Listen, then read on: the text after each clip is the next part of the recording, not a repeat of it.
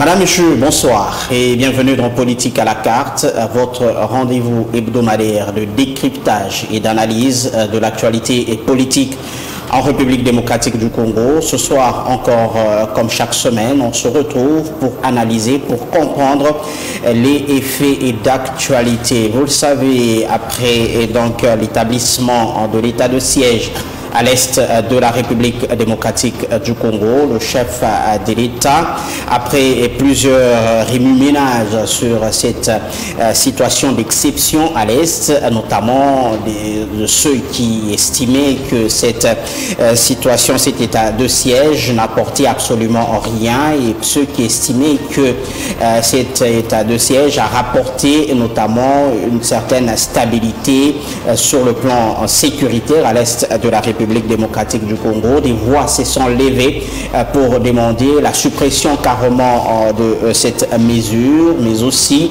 d'autres ont estimé qu'il fallait continuer. Face à tout cela, il a été organisé une table ronde à Kinshasa et le chef de l'État récemment a pris une décision à l'issue donc des conclusions de cette table ronde. Pour Félix Antoine Tshisekedi, il n'est pas question tout de suite de lever l'état à deux sièges, mais d'alléger carrément cette mesure. C'est dans ce sens qu'il a mis en place donc un dispositif transitoire graduel devant aboutir à la fin de l'état de siège à l'est du pays. Ce soir, nous allons en parler, nous allons décrypter, comprendre, en discuter pour essayer un peu d'en savoir davantage. Est-ce que cette décision va dans le sens de satisfaire la majorité, même si on ne pourra pas satisfaire tout le monde? Est-ce qu'il fallait tout simplement supprimer l'état de siège? Nous allons essayer un peu de comprendre les contours de la situation sécuritaire à l'est de la République démocratique du Congo. Vous le savez, depuis pratiquement une semaine, il y a des combats à signaler entre les rebelles, les terroristes du M23, avec des groupes d'autodéfense local appelé les Wazalendo. Nous allons revenir un peu sur tout cela, l'implication de cette situation sécuritaire sur le déroulement des élections prévues pour le 20 décembre prochain. Voilà un peu le contexte de Politique à la carte de ce soir. Et pour en parler, je ne serai pas évidemment pas seul sur ce plateau. Comme chaque soir, je reçois la majorité ainsi que l'opposition. Aujourd'hui, je suis en train de recevoir à ma gauche Franck Banza. Il est exécutif provincial de l'ECD, parti politique cher à Martin Fayoulou Madidi. Avec lui, nous allons en parler, voir cette question sous l'angle de l'opposition. Bonsoir et bienvenue. Bonsoir, Monsieur Narcisse. Bonsoir aux téléspectateurs de Malaika Télévision. Bonsoir à mon co-débatteur. Nous sommes là pour parler République. Voilà, en face de vous, vous l'avez dit, je reçois Maître David Lumpungu, il est cadre de l'Alliance nationale de fédéralistes kyunguistes, parti politique de l'Union sacrée, parti cher au fils biologique d'Antoine Gabriel Kyungu-Wakmwaza, Laurence Kyungu-Okibwe, et vous êtes, je rappelle, secrétaire général adjoint chargé des élections et processus électoraux. Bonsoir et bienvenue. Bonsoir M. Narcisse, bonsoir M. Franck Banza, bonsoir aussi également à vous tous nos téléspectateurs et également aussi bonsoir à mon président, mon autorité morale, Lolo Kyungu-Okibwe, là vous êtes dans un coin quelque part. Allez, bonsoir chez vous, merci. Voilà, les deux corps étant déjà à planter, nous allons déjà entamer avec ce sujet. Je commence avec vous, Franck Banza. Le chef de l'État s'est adressé à la nation avec sa décision de mise en place d'un dispositif transitoire graduel devant aboutir à la fin de l'état de siège à l'est du pays. Ce sont les mots du président de la République. Quand vous avez suivi le chef de l'État, qu'est-ce que vous vous êtes dit en tête? Merci beaucoup. Chaque jour, je me demande cette question de savoir si réellement M. Tshisekedi a de conseillers ou pas.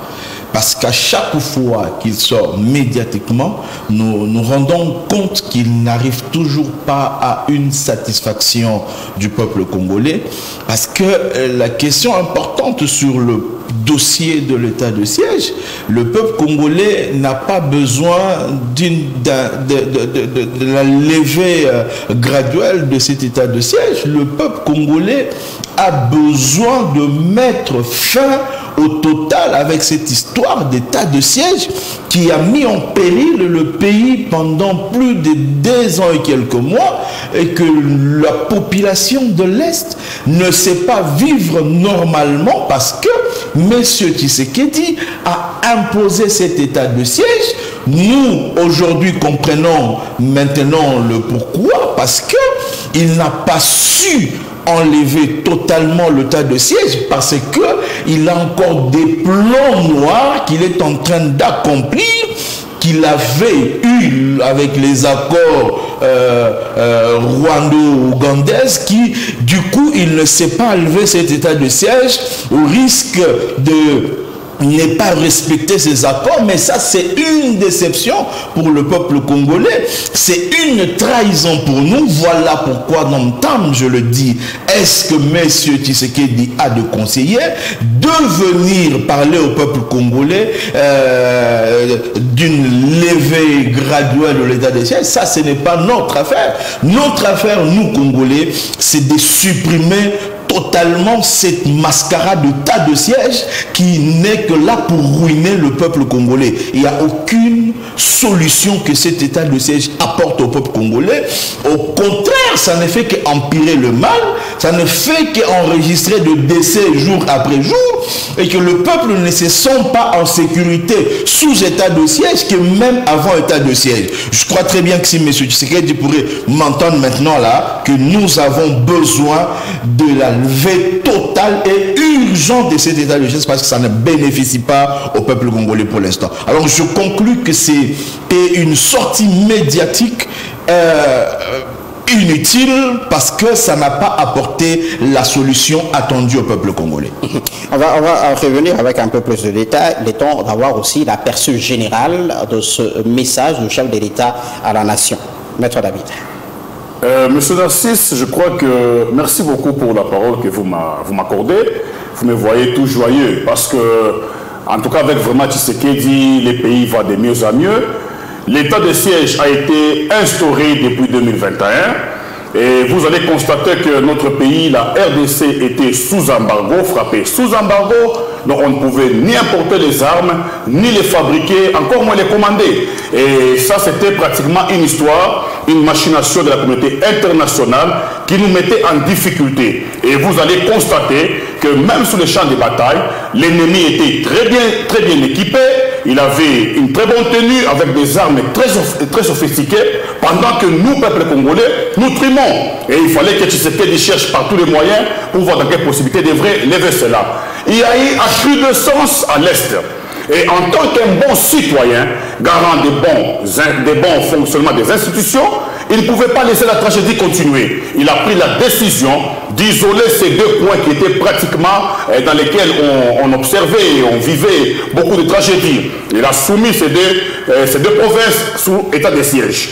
Et vous allez les constater, même la population qui nous suit en ce moment, tout le monde sera d'accord que par rapport à la progression de l'ennemi avant l'état de siège et pendant l'état de siège, c'est le jour et la nuit. Parce qu'avant l'état de siège, c'était tout le jour qu'il y avait que des villes qui tombaient et l'ennemi ne faisait que progresser. Mais qu'à cela ne tienne, le chef de l'État, il est déjà en train d'aller vers fin mandat. Il ne peut pas laisser ces provinces-là sous état de siège.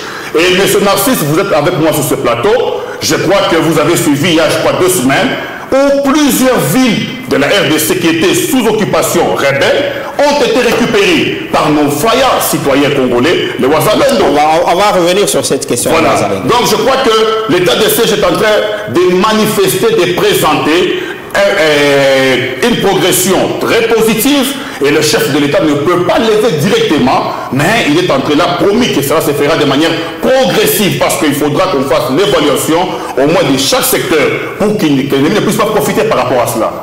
Mais parlons-en quand même de cette levée carrément de l'état de siège. Aujourd'hui, quels seraient les facteurs qui font à ce que l'on maintienne quand même cet état de siège pendant 2 ans? Est-ce qu'il faut encore continuer, bien qu'on a allégé, mais est-ce qu'il faut pas carrément lever cet état de siège? Qu'est-ce qui justifierait le fait de maintenir encore l'état de siège? Monsieur Narcisse, vous savez que la guerre n'a jamais de spécialistes.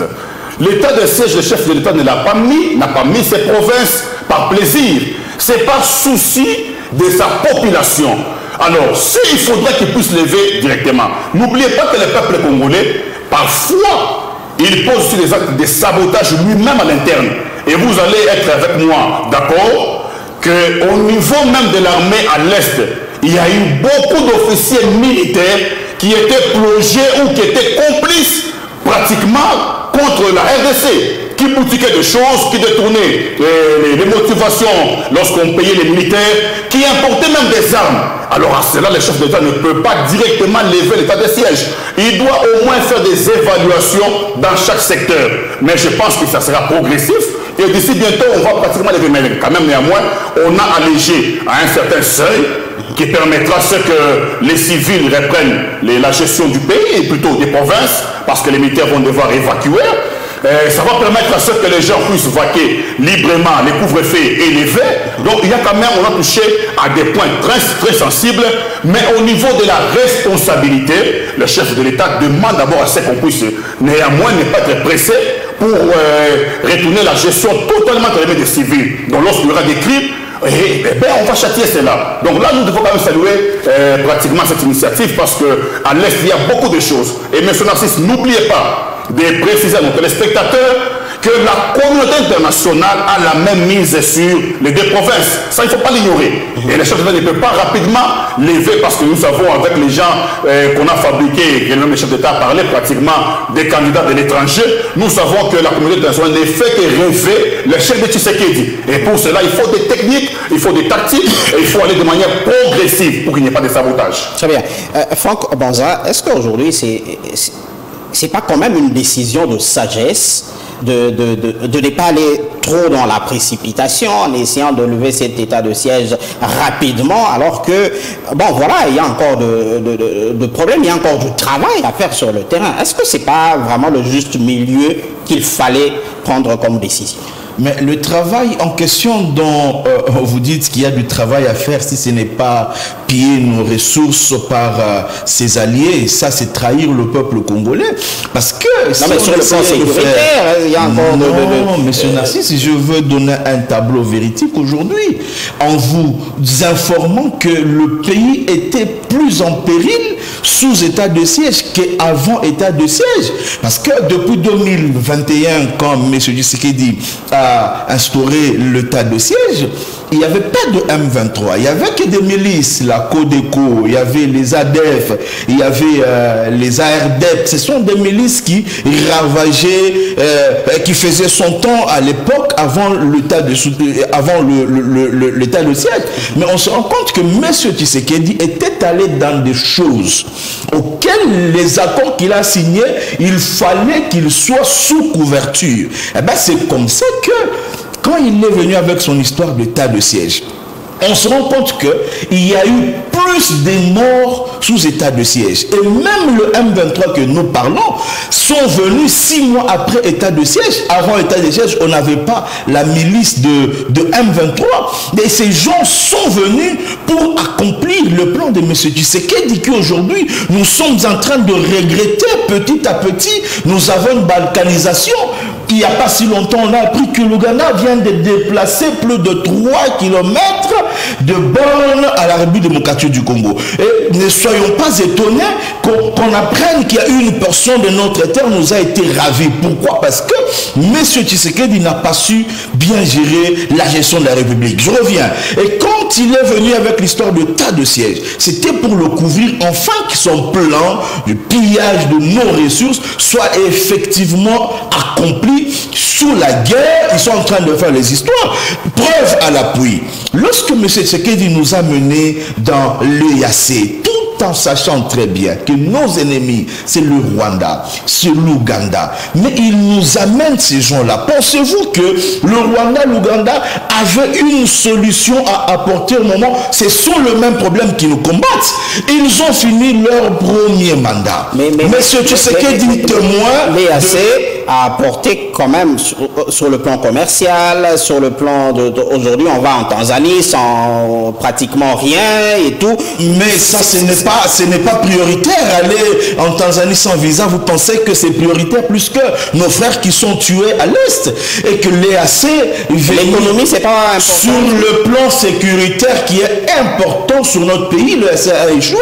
L'important ce n'est pas de voyager. Ce qui est plus important c'est la sécurité ainsi la souveraineté de notre pays qui aujourd'hui nous l'avions perdu par M. Tshisekedi. Je reviens, quand il a dit que l'EAC n'était pas si fort pour mettre fin à la guerre avec le M23, lui-même l'a estimé. Pourquoi M. Tshisekedi avait reconduit l'EAC tout en sachant qu'il était faible face au M23?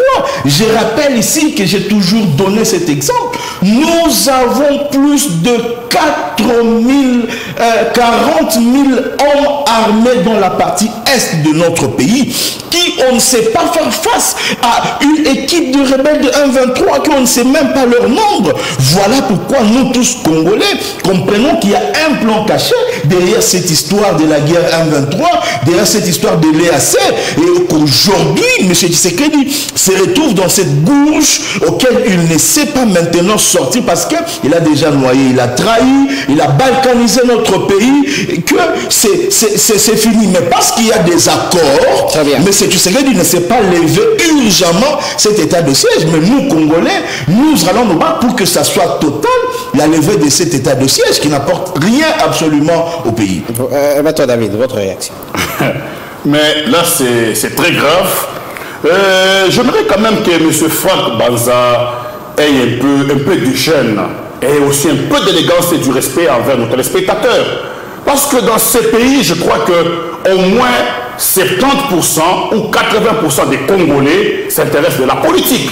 Et lorsqu'ils parlent, ils ne doivent pas prendre le peuple congolais pour des dupes. Je me pose la question lorsqu'ils parlent des chasser, les assez, de prendre des décisions. Non, mais M. Franck, n'oubliez pas que les rapports multinationaux, les rapports entre États ne se gèrent pas comme un parti politique. Si Martin Fayoulou n'a pas pu gérer le petit plateforme qu'il avait de la Mouka, est-ce que pensez-vous que si lui était à la gestion de ces pays, il ferait mieux que Tshisekedi? Si Martin Fayoulou, au jour d'aujourd'hui, il a dribblé tous je peux appeler comme acolytes ou militants, les gens qui avaient des ambitions comme vous êtes là sur ce plateau ce soir, devant votre électorat, qui allait vous donner la confiance pour vous élire député national ou provincial, chose qui vous donnerait une chance de vous retrouver comme ministre au gouvernement, mais parce que vous vous cramponnez derrière une personne qui n'a même pas de vision de Martin Fayoulou, voilà maintenant comment vous venez sur ces plateaux pour rêver les choses. Est-ce que Tshisekedi, il est le chef de l'EAC? Non, l'EAC existe avant Tshisekedi. Et ça continuera toujours à exister. Et qui nous a amenés dans l'EAC? Monsieur Franck, lorsque vous parlez, moi je n'intervenais pas. Voilà pourquoi vous avez constaté que nous, de l'Union sacrée, nous sommes tellement à l'aise. Vous verrez comment est-ce que Fayoulou ne fait que s'agiter. Tshisekedi, il ne peut pas descendre si bas. Moi je crois que monsieur Franck Banza, vous devez être sincère et honnête. Vous êtes là pour critiquer les choses que vous ne maîtrisez pas. Est-ce qu'il appartenait à Tshisekedi de dire, je décide maintenant, sortez de ce pays? Je vous fais une marche arrière. Kabila qui était chef de l'État en son temps, tout le monde avait constaté que la MONUSCO ne faisait pas du bon travail. Est-ce que Kabila avait fait partie de la MONUSCO? Les rapports entre États, ça se traite au niveau de sommité, ce n'est pas la volonté d'un individu, qui soit-il, qui peut prendre telle décision. Donc là, je crois que vous devez d'abord mettre de l'ordre dans votre parti politique, et je me pose même la question après ces élections, si la MOUCA va encore exister. Mais nous, de l'Union sacrée, voilà comment Dieu fait les choses. Même si vous parlez que l'EAC a échoué, savez-vous la progression ou tout ce que les réalisations que les Ouazalais ont pu faire? Donc les territoires déjà récupérés vont rester en tant que tels. Sans toutefois oublier la décision de faire enrôler nos frères qui sont à l'Est avant les élections. Donc ça, il faut quand même les reconnaître, monsieur Franck. On va revenir surtout avec cette reprise des combats entre ces civils Wazalendo contre le M23. Mais avant qu'on aborde cette question, je ne sais pas si vous avez une réaction par rapport à tout ce qui a été dit. Exactement. Je crois très bien que quand on vient sur plateau, il faut peut-être se munir de certaines informations vraies, sûres à donner au peuple congolais. Le garant de la nation, c'est le citoyen Tshilombo. C'est-à-dire que l'œil du peuple congolais revient sur lui. Et que nous sommes victimes de toutes ces mauvaises décisions prises et que nous, aujourd'hui, nous en pâtissons parce que... Vous êtes victime de votre gestion du parti politique. Est-ce que c'est comme ça que vous vous retrouvez aujourd'hui non aligné au challenge. Ce n'est pas Tshilombo qui vous a interdit de ne pas postuler. Je peux parler, s'il vous plaît. Vous en souffrez, calmez-vous, buvez de l'eau. Est-ce que vous pouvez vous ressaisir, s'il vous plaît? Je suis calme. Nous sommes victimes de la mauvaise gestion de M. Martin Fayoulou. Monsieur Tshisekedi n'a pas été à la hauteur de gérer ce pays. Il devrait arrêter. Chose bizarre, nous n'avons pas. Tout ce qui est problème aujourd'hui, c'est la compétence. Il est entré dans des choses auxquelles il n'est pas compétent de gérer. Si aujourd'hui, ses partenaires se sont trouvés supérieurs, prépondérants que lui, c'est parce qu'il est entré dans des choses auxquelles il n'a pas su gérer.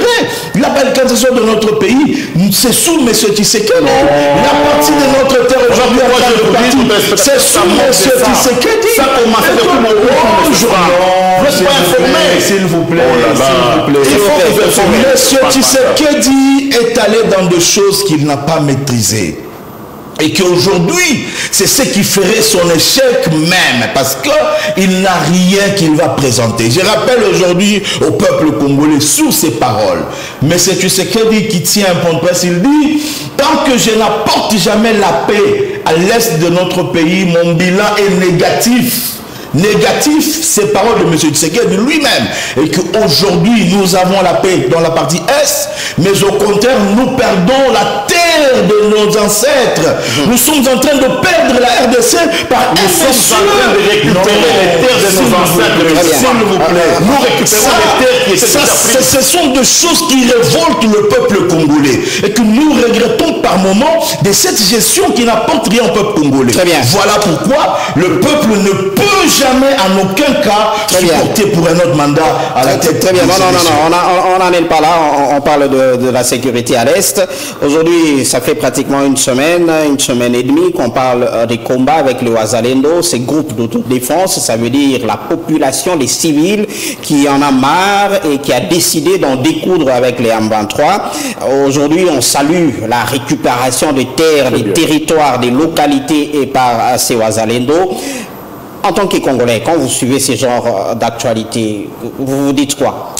Monsieur Narcisse, honnêtement, c'est une honte pour la République démocratique du Congo, avec une superficie que nous avons et plus d'1 million d'habitants, qu'un groupe de civils parvient à mettre en fuite une milice au moment où l'armée, ou plus de 40 000 personnes, n'a pas su mettre fin à cette histoire avec des M23.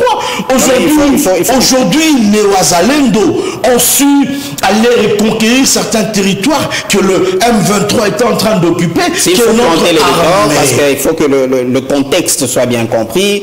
L'armée est congolaise est en cessez-le-feu conformément aux accords, notamment de Luanda, Nairobi, tout ce processus-là. C'est dans ce cadre que les forces armées n'engagent plus le feu sur le terrain, mais il y a cette population qui s'est prise en charge et qui va en découdre. Pourquoi c'est cesser le feu?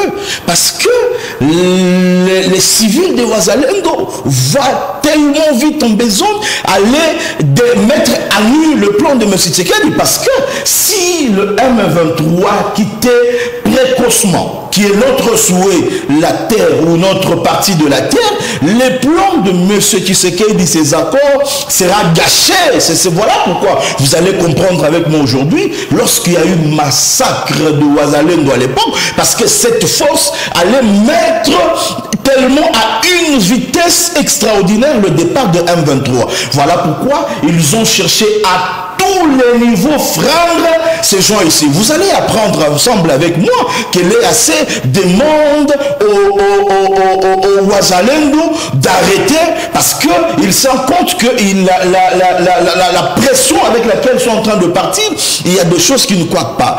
Donc on comprend très bien que l'EAC, aujourd'hui le Wazalendo vient de nous mettre informés qu'ils sont en train de travailler derrière les M23 et que après que la pression de Wazalendo soit forte, l'EAC demande qu'il y ait cessez-le-feu, l'EAC demande qu'on arrête le processus. On comprend derrière cette histoire. Dans le noir, c'est que M. Tshisekedi est en train de faire avec l'EAC. Et que si aujourd'hui les Wazalendo s'élèvent, je salue en tout cas les bravoures de ces jeunes Congolais. Ils sont déterminés et très décidés de faire partir le M23 sur le sol congolais. Très bien. Maître David. Merci beaucoup, M. Narcisse. Heureusement qu'il a reconnu quand même que dans les Wazalendo, il y a Tshisekedi dedans. Non, mais Tshisekedi n'est pas dedans. Calmez-vous d'abord. Parce qu'il faut dire la vérité. Laissez-moi faire un pas, vous allez comprendre là où je vais. Le peuple congolais retiendra ceci. Lorsqu'une personne est loin, là je porte ma casquette de serviteur de Dieu. Lorsque Dieu est avec vous, il est capable de susciter même les pierres pour combattre pour vous. Tout ce que vous voyez comme réalisation en rapport avec la paix, c'est l'onction de Dieu qui est sur Tshisekedi. Et dans l'histoire de Wazalendo, monsieur, merci beaucoup M. Narcisse, parce que vous avez pratiquement, vous m'avez paraphrasé, notre armée régulière a signé des accords au nom des cessez-le-feu. Donc, ils ne pouvaient plus attaquer. Les territoires qui étaient occupés par les rebelles devraient rester comme ça sous contrôle de l'EAC. Là, c'est normal, comme je l'ai dit, le chef de l'État Tshisekedi, il n'est pas le chef suprême. Il est dans une communauté qui est aussi gérée au niveau africain et même au niveau mondial. S'il va à l'encontre, il risque même d'être poursuivi pour violation des accords. Mais il y a un aspect illégal des civils qui portent des armes. C'est interdit par la loi. C'est interdit par la loi, mais il faut comprendre, nous sommes dans quel contexte. Nous avions vu Mouzé Laurent Désiré Kabila faire appel aux volontaires. Lorsque la sécurité d'une nation est menacée, lorsqu'on touche à la sensibilité d'une nation, il n'y a plus question de légalité parce que là, on appelle ça la légitime défense. La population doit s'élever et vous verrez que même au niveau de l'armée, nous avons la police, nous avons l'armée républicaine, nous avons l'armée régulière, nous avons même les renseignements. Mais en cas de menace de la sécurité, toutes ces forces-là doivent se mettre ensemble afin de former un front. Donc on prendra et la JR, et les forces armées, et même la police pour aller, parce que là, il faut protéger la sécurité d'une nation. Et ici, je crois que le chef de l'État, qui a envie de voir son pays être pacifié, ne peut qu'accompagner cela. Mais que M.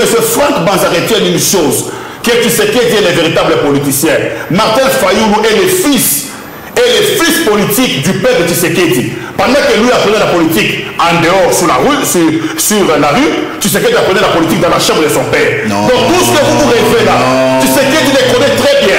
Voilà pourquoi vous verrez qu'au jour d'aujourd'hui, jusqu'à ce stade, quand je vois même la liste des candidats concurrents, Tshisekedi, personne ne peut faire face. Pourquoi? Parce que vous ne maîtrisez pas la politique. Vous serez surpris avant le 20 décembre, voir mon frère d'ailleurs, pour votre information, il y a déjà beaucoup de familles qui retournent dans leur province, dans leur secteur, dans leur village qui était occupé autrefois. Ils sont déjà en train de regagner. Et je vous dis la vérité, avant les 20 décembre, tout l'Est sera pacifié. Et vous connaîtrez que Tshisekedi a été réellement appelé par Dieu. Très bien.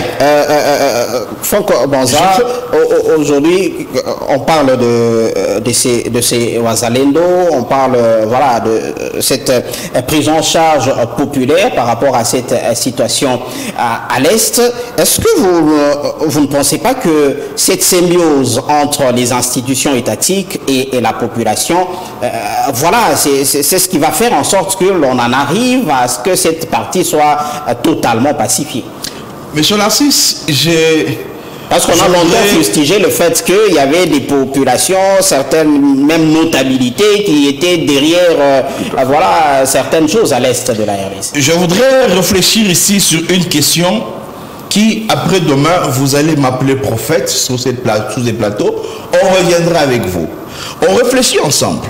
C'est un groupe de civils qui est en train de mettre fin à une guerre à l'est de la République. Demain, cette équipe va reconquérir les parties de la terre qui ont été dominées par le M23. Et que les Ouazalendo seront acclamés dans notre pays qui, par la suite, imposerait au gouvernement. Nous avions mis fin à la guerre. Nous voulons négocier avec vous. Au contraire, si vous n'acceptez pas de négociations, nous serions derrière vous. Nous apprécions l'autodéfense de notre peuple congolais. C'est bien. Mais derrière ça, par la suite, les gens ici de Ouazalendo, après avoir chassé le M23, qu'est-ce qui serait derrière? Merci beaucoup. Les M23 aujourd'hui, ils se disent congolais. Nous reviendrons sur ces plateaux pour définir cette question. Maintenant, établir les faits, il faut dire que l'armée congolaise a publié un communiqué officiel à l'est de la RDC parlant de rapport au soutien de l'armée avec les Ouazalendo. Ce sont des faits, il faut qu'on les mette à la place publique. Mais c'est la question que nous nous posons par la suite. C'est bon, c'est l'autodéfense que la population est en train de faire. Et sûrement que ces gens de Ouazalendo mettront fin parce qu'ils ont le soutien du peuple congolais. Donc ce qui est très sûr et certain, il faut tourner la réflexion plusieurs fois. Aujourd'hui, quand vous dites que M. Martin Fayoulou a échoué, quasiment géré Namouka, est-ce qu'il serait en mesure de gérer la République démocratique? Moi, je me demande que c'est une honte que j'apprenne ces genre de paroles. Est-ce que vous pensez vraiment que la tête de Martin Fayoulou pourrait faire face à la gestion de M. Tshisekedi? En aucun cas, même pas un seul jour, même une seule seconde. On ne peut pas comparer Martin Fayoulou et Tshisekedi. J'ai toujours dit, même moi, Franck Manza, le fils politique de Martin Fayoulou, suis capable de faire ce que M. Tshisekedi ne peut pas faire parce que la connaissance de choses auxquelles je peux faire mieux que M. Tshisekedi. Et aujourd'hui, nous nous trouvons dans ce qu'on appelle, merci beaucoup, dans 20 secondes, nous nous trouvons dans ce qu'on appelle comment dirais-je, ce mot m'échappe un peu, nous nous trouvons dans une difficulté auquel M. Tshisekedi nous a amenés.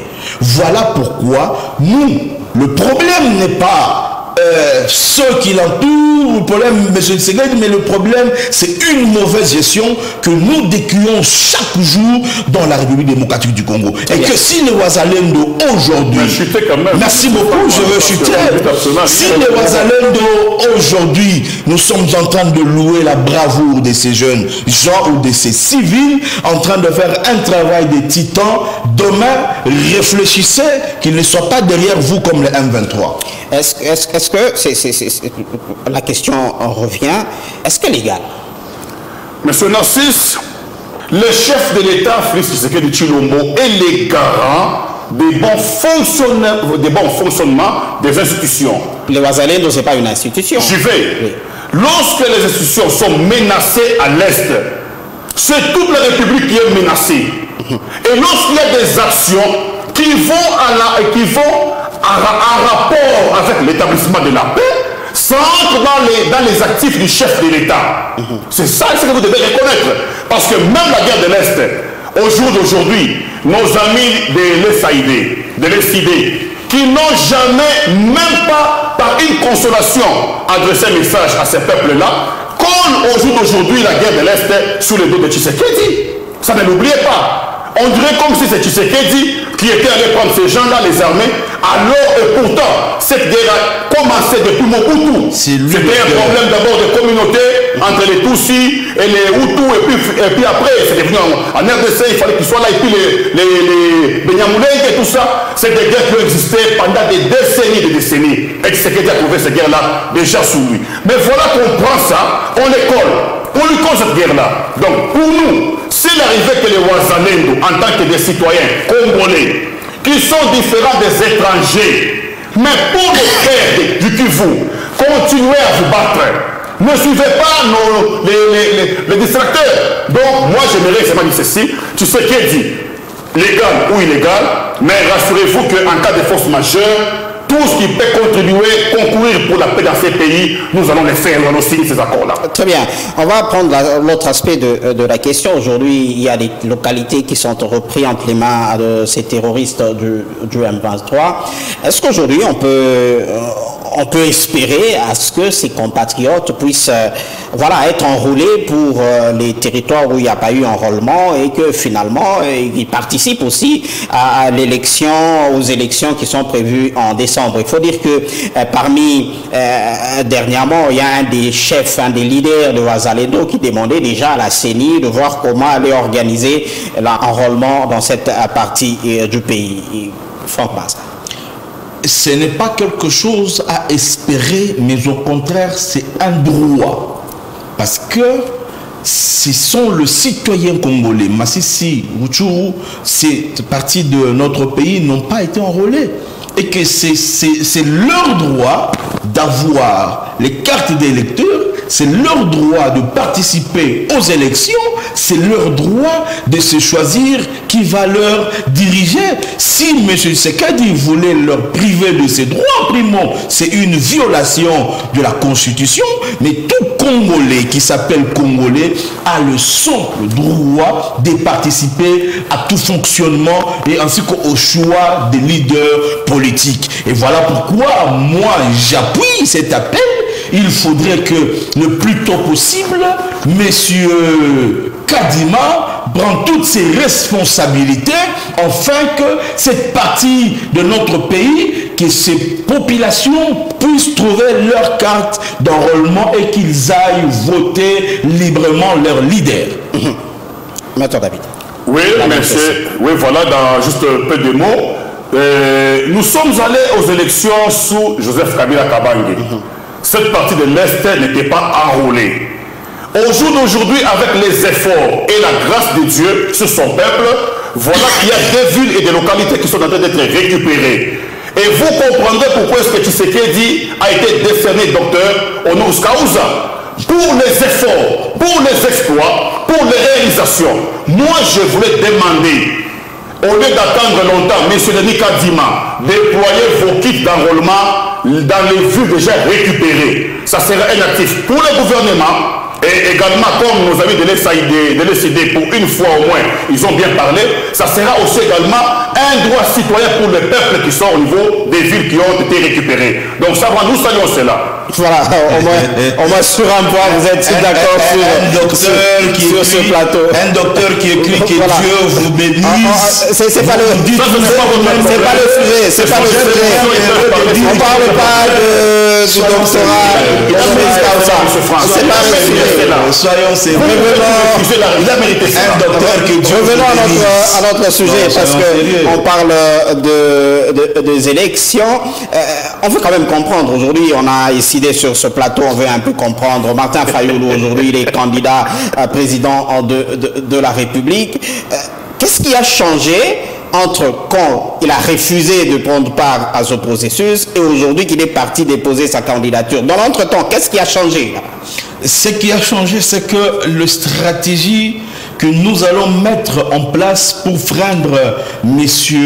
Tshisekedi et ses employés, M. Kadima de la CENI, c'est que nous continuerons à aller, nous allons enjamber des étapes intellectuellement afin de freindre le plan de la fraude électorale. Mais nous savons très bien qu'il y a la tricherie qui est conservée dans le fichier électoral, que M. Denis Kadima n'a pas pu faire auditer le fichier électoral.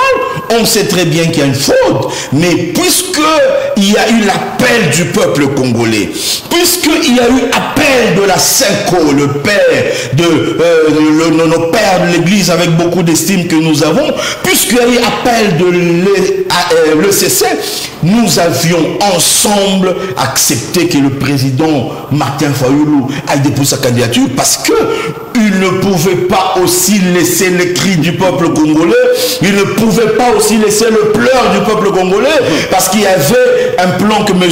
Tshisekedi avait déjà planifié. C'est comme ça qu'on a tourné la tête plusieurs fois en disant qu'il y a une autre formule que nous pouvons arrêter. Cette hémorragie de la fraude préparée par M. Kadima. Mais vous, président élu Martin Fayoulou de 2018, allez-y consoler parce que c'est vous qui détenez le salut du peuple congolais. Et aujourd'hui, juste quelques secondes de chute, on comprend que c'est les seuls leaders sur qui le peuple congolais peut facilement espérer faire leur choix calmement. Pourquoi? Parce que c'est la seule personne sur qui le peuple congolais peut espérer aujourd'hui. Aujourd'hui, si, par exemple, Martin Fayoulou est élu président, il dirige avec quelle assemblée? Parce que vous qui voudriez être candidat, vous n'êtes pas candidat.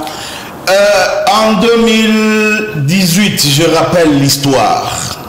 Peut-être s'il faudrait commencer avec l'histoire hors pays. Nous sommes, si j'ai une bonne mémoire, le 4 novembre 2008, où nous avions vu pour la première fois un président noir qui dirige les États-Unis, Barack Obama.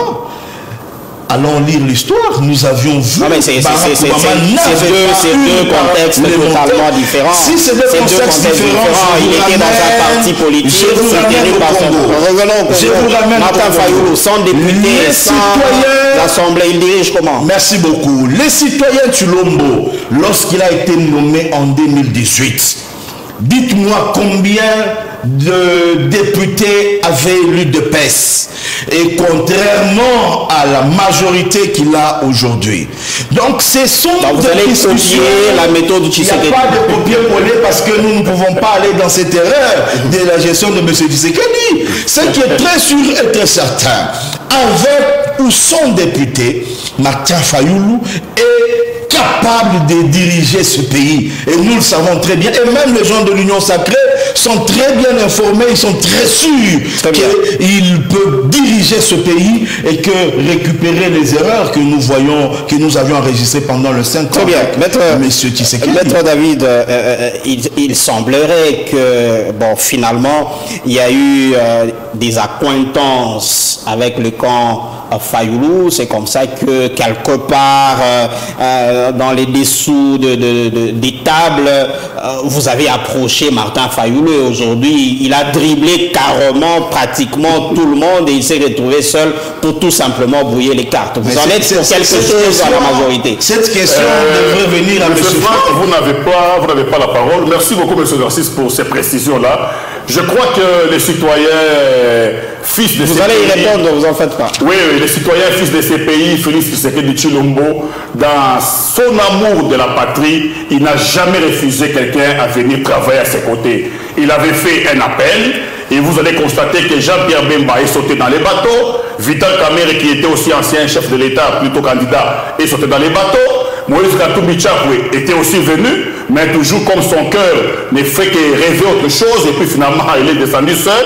Martin Fayoulou, il a entrepris des démarches. S'il arrivait qu'aujourd'hui qu'il ait frappé à la porte de Tshisekedi et qu'il va travailler comme, je ne sais pas, ministre des sports et loisirs, ou soit plutôt culture et loisirs, un peu de respect, pour le président. Tshisekedi doit travailler. Non, on le voit beaucoup danser. Je crois que c'est quelqu'un qui aime beaucoup trop des danses, et les postes qui lui va par rapport à son profil, c'est le ministère des il y a eu des pourparlers en coulisses. Non, par rapport aux pourparlers, monsieur Narcisse, combien de fois vous répéterez cette histoire sur ce plateau? Fayoulou n'a pas de vision. Monsieur Franck Banzaki est en face de moi. J'ai eu un débat quelque part sur un plateau avant l'élection. Tous les gens de Fayoulou rêvaient que, tous les gens de Fayoulou rêvaient qu'il n'y aurait pas élection, monsieur Narcisse. Vous ne dites rien. Non, dites l'essentiel. Non, oui, justement. Tous les cas Fayoulou pensaient qu'on allait prolonger la date et qu'on plongerait le pays dans une transition pour qu'il puisse se positionner. Voilà qu'à ce jour, ils ont été déçus. Parce que Tshisekedi n'est pas là pour boutiquer des choses. Il y a un programme pour la République. Il y a Denis Kadima qui prépare les élections et nous irons aux élections. Très bien, c'est bien compris. Oui, pour voter, voilà comment les choses se passent. Il y a un candidat municipal, il y a un candidat provincial, il y a un candidat national, un candidat présidentiel. Dites-moi une personne qui n'a pas des acolytes à tous ces échelons. Très bien, il a déjà répondu à ça. Voilà, Franck Banza, vous allez revenir à cette question des accords, c'est pas moi, quelque chose qui a été boutiqué sous coulisses avec le camp en Félix. Voilà, mais je vous pose aussi cette question. Est-ce qu'aujourd'hui, SID n'est pas fragilisé? Merci beaucoup. Il a jajoqué parce qu'il n'a rien à reprocher au président Martin Fayoulou. Vous lui avez posé une question. Autour de cette question, il n'est pas allé droit au but parce qu'il n'y a pas de reproche à donner au président Martin Fayoulou. Nous connaissons très bien les jeux. Nous connaissons très bien les jeux que l'Union sacrée met en place pour chercher de déjouer l'opinion sur la personne du président Martin Fayoulou. Nous avions déjà compris la chose et que ça ne marchera pas. On sait très bien que l'Union sacrée et que les gens de l'UDPS et tout ce monde-là veulent salir la réputation du président Martin Fayoulou. Martin Fayoulou n'a jamais reçu un seul rang de qui que ce soit. Et que c'est qui d'abord qui peut corrompre Martin Fayoulou ici en République démocratique du Congo? Plusieurs fois, je le dis ici, il a été proposé vice-président dans ce pays, il a refusé. Martin Fayoulou a été proposé dans ce plan ici que M. Segedi a accepté de balkaniser notre pays avec des sommes. Martin Fayoulou a refusé de trahir le pays. Mais ce n'est pas quand même les miettes. Ce n'est pas quand même les miettes que vous pouvez salir. La réputation de Martin Fayoulou. Et ça, le peuple ne peut pas tomber dans cette erreur-là. Nous connaissons les jeux que vous mettez en place, chercher de déstabiliser Martin Fayoulou. Décidez de pas... Nous sommes aujourd'hui. Non. Est-ce que vous-même, vous n'avez pas que de vraiment... Nous sommes forts et nous resterons unis. Je rappelle ici, non. Votre conscience dit les Je rappelle ici. Parce que vous il n'y a que seul la crème intellectuelle du président élu Martin Fayoulou qui a déjà mis en place son projet de société. Dites-moi, qui est ce candidat de tous les 23 candidats qui sont passés là, qui peuvent présenter leur projet de société? Aujourd'hui, on comprend que le seul leader politique, c'est... ça suffit. Qu'est-ce que Tshisekedi a fait? Je me demande, juste 30 secondes, je suis là. Est-ce qu'il a des conseillers? Il est descendu dans le Grand Katanga. Venez nous dire que voilà, nous avions inauguré la SNCC aujourd'hui, vous pouvez voyager comme en Europe. Ici, vous parlez d'ici, la SNCC. Vous pouvez quitter par la voie ferrée, aller à Kipushi. Est-ce que vous pouvez quitter par la voie ferrée, aller à la Roissy? Mais quand vous dites que vous pouvez aller travailler comme en Europe, c'est du mensonge. Aujourd'hui, on est obligé de finir l'émission. Laissez-le finir, on va conclure. Laissez-le finir. Monsieur Tshisekedi n'a rien à présenter au peuple congolais. Et que tous ces agents-là qu'ils emploient et qu'ils mettent au service pour salir la réputation du président, ça c'est déjà un échec. Parce que nous sommes très déterminés dans ces élections de 2023. C'est Mafa ou rien et il doit partir parce que nous ne voyons rien visiblement. C'est compris. Tshisekedi a fait. Il nous promet au là-bas qu'il va faire le là-bas l'Europe. Mais ça c'est bon. Type de je ne viens pas ici parce que on n'en est pas là. Ce qui m'a beaucoup intéressé dans la personne de Tshisekedi, premièrement, c'est l'amour de son peuple. Vous verrez que sous Tshisekedi, il n'y a pas eu ben de sang qui a coulé. Ça, c'est un avantage, c'est une grâce parmi les chefs d'État africains. Ceux qui meurent à l'Est. Non, mais M. Franck Banza, ceux qui meurent à l'Est, moi, je suis en train de parler, je parle de la responsabilité. Les gens qui coulent à l'Est, ce sont les moutons. Vous constaterez que c'est pour la première fois dans ces pays que les candidats à la présidentielle déposent leur candidature sans échauffourée, sans violence, sans bousculade. Mais vous avez employé certains le pays était enfoncé au plus profond de la terre. Merci. Mais Tshisekedi ne l'a pas encore construit comme nous le voulons, mais néanmoins il a seulement ressuscité le pays. Pas de campagne, je vous vois venir, pas de campagne. Donc moi je crois qu'à ce stade, parmi tous ceux-là qui font du bruit, d'abord même s'il faut parler, M. Franck Banza, franchement, vous êtes encore jeune. Vous avez des ambitions plus loin. Évitez de vous distraire avec Martin Fayoulou. Très bien. On va faire le tout dernier tour de table. Pas aussi. On va faire le tout dernier tour de table. S'il vous plaît, on va faire le tout dernier tour de table. On est à la fin. Je vous donne la parole en 1 minute. Votre mot de la fin pour l'émission. Merci beaucoup. Je voudrais conclure ici en 1 minute que le peuple congolais restons vigilants. Soyons déterminés pour les changements. Et que si aujourd'hui nous sommes ce que nous sommes, c'est parce que nous avions été tolérants à un niveau. Alors s'il faudrait vraiment que nous changions de choses, il faudrait que M. Tshisekedi parte coûte que coûte la fin de ce mandat. Très bien, maître. Peuple congolais, vous que nous suivez sur cette grande chaîne de Malaika TV, j'aimerais vous demander une seule chose. Pour répartir ces pays, ça ne sert à rien, c'est une distraction. On ne fait pas de campagne. Je ne fais pas de campagne. Très bien. Pour répartir ces pays, nous devons avoir l'amour de ces pays, nous-mêmes, peuple congolais. Parce qu'aucun blanc ne viendra les construire à notre place. Aucune personne de l'extérieur ne viendra les faire à notre place. Il n'y a que nous-mêmes. Nous devons prendre conscience. Lorsque nous irons aux élections, faisons un bon choix. Vous connaissez au moins les gens qui ont été alignés. Même si d'autres vous ne les connaissez pas, faites un bon choix. Parce que l'avenir de ce pays, c'est nous. C'est toi qui vas voter, c'est moi. Si vous faites un mauvais choix, nous continuerons toujours à pleurer. Les œuvres parlent mieux que les paroles. Merci beaucoup. Très bien, voilà, c'est sur ces paroles que nous allons mettre fin à Politique à la carte de ce soir. Merci à vous, au Franck Banza. Je rappelle que vous êtes exécutif provincial de l'ECD. Martin Fayoulou au Madidi. Merci d'être passé dans Politique. Merci beaucoup, M. Narcisse. Voilà, en face de vous, j'ai reçu Maître David Lumpungu, cadre de l'Alliance nationale de fédéralistes Kyunguistes, parti politique de Laurence Kyungu, fils biologique de Kyungu Wakumwaza. Vous êtes secrétaire général adjoint chargé des élections et processus électoraux. Merci d'être passé dans Politique. Merci beaucoup, M. Narcisse. Merci beaucoup aussi à mon co-débatteur Franck Banza. Merci beaucoup aussi à mon président. S'il vous plaît, c'est pas le sujet. On est à la fin. Vraiment, merci beaucoup. Merci beaucoup aussi à vous tous qui nous avez suivis. Faites un bon choix. L'avenir de ce pays, c'est toi. Très bien, c'est bien compris. Voilà, madame, monsieur, c'est par là que nous mettons un point final à cette émission. Le rendez-vous est pris pour la semaine prochaine pour d'autres analyses, décryptage de l'actualité politique en RDC. Au revoir.